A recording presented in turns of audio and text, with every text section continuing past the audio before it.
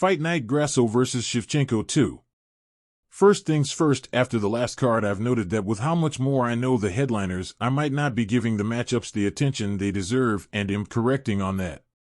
Knutsson vs. Mann. This is the weakest opening to a card in recent memory. This will probably make the main event stand out more. Knutsson is a Muay Thai fighter who's used to fighting flat-footed fighter at range. Her best weapons are her teep and head kicks. She is extremely bad in the pocket and her clinch game involves her spamming weak knees. She is even worse on the ground, allowing her opponents to escape from fight-ending positions. She faces off against Mann, who has a weak body and weaker stand-up game. She is, however, game and forces her way into grappling exchanges. I think this will be enough of an edge for this low-level bout. Campbell vs. Reyes. Man, this is a difficult one to pick. Reyes has been out for 6 years after getting a spinal infection. Mind you, he only fought once for the UFC in a short-notice fight.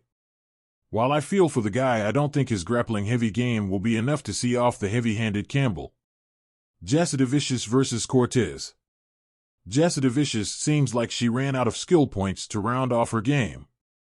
She has great takedown defense and a solid ground and clinch game. She, however, has slow rushing strikes that she uses to force poor clinch takedowns. Cortez is the better striker and can rely on her kicks and good range management to negate her opponent. While she is a good grappler in her own right, I think the calmness and methodical nature of Jasudavicius will shine through. I think she will manage to use her size and reach to peel off Cortez from the cage and dominate on the ground. Chairez vs. Lacerda. Chairez is a well-trained fighter with modern MMA grappling defense that makes him hard to take down, submit, or damage. On the feet, he mostly throws at most 2 strikes, with his most effective ones being a jab and check left hook. He does, however, take calculated risks with some spins or attempting submissions which have lost him fights. He faces off against the infamous Lacerda, who has never seen a decision. While he is on a 4-fight losing streak, he is still in the UFC because of his burner fights. He comes out of the gate swinging with powerful strikes which have almost ended all his opponents. He has good high kicks with both feet and his favorite roundhouse kick has almost finished his last 2 opponents. Despite his fantastic starts, he crumbles when facing any resistance, and Chairez is too savvy to be bullied. Kopylov vs. Fremd. For a master of sport, Kopylov doesn't do anything exceptional. He is an experienced striker with good distance management and stiff jabs and straights. Fremd, on the other hand, is a lanky fighter with awkward yet effective strikes. For a 6'4" fighter, he tends to go for takedowns quite a lot.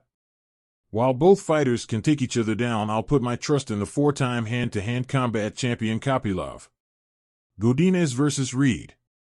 Lupita is primarily a boxer with no reach and less cardio. She has a background in judo, with her sisters having a pedigree in wrestling.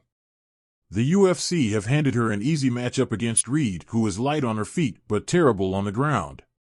Knutsson vs. Padilla. This is a mirror match of sorts. Both fighters prefer to strike and have some power. The major difference is Padilla actually finishes his hurt opponents. I could be wrong, but I'm going to go with him. Zellhuber vs. Giagos. For 2 unranked lightweights to be this high up the card is more than likely to promote the young Zellhuber. Both fighters are technical but not the most interesting. Giagos is the more experienced of the 2, with lots of notable losses like Charles Oliveira and Tsarukian. On the flip side, he has no notable wins either. While there is not much to separate the 2 on the feet, I have more faith in the development of Zellhuber. Rosas vs. Mitchell. After suffering his first loss, the grappling heavy 18-year-old looks to get back on track. Perhaps to avoid another Chase Hooper situation, the UFC have given him a step back in competition. While Mitchell's grappling might be good enough for the regional scene, I don't think he is at UFC level, at least in the bantamweight division. Expect another first-round finish from Rosa. Holland vs. Maddalena. This fight could easily have been the main event. Maddalena is a mean boxer who has so far met no match on the feet.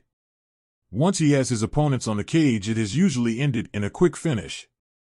Similarly, Holland has managed the same, albeit relying on darting movements, jumping into combos, and whip like one-hitter quitters. The main difference is Maddalena has the skills to keep the fight standing and relies on powerful body strikes to get out of clinches. While I am tempted to pick him assuming the fight stays on the feet, I think Holland's footwork, kicks and clinches could disrupt the Aussie. Grasso versus Valentina. One of many immediate rematches of late.